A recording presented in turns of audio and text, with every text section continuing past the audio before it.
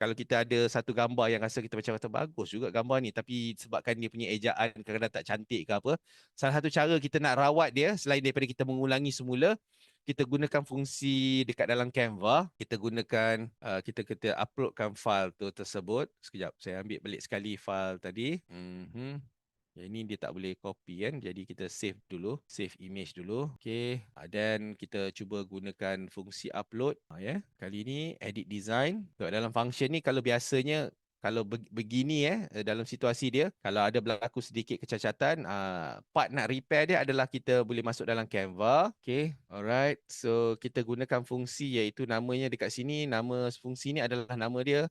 Dalam Magic Studio nama dia Grab Text. Ya, gunakan grab text dan pilih-pilih dan anda boleh gunakan sistem. Okey, dia dah tanda dah mana kawasan yang kita nak repair. So kita pilih ini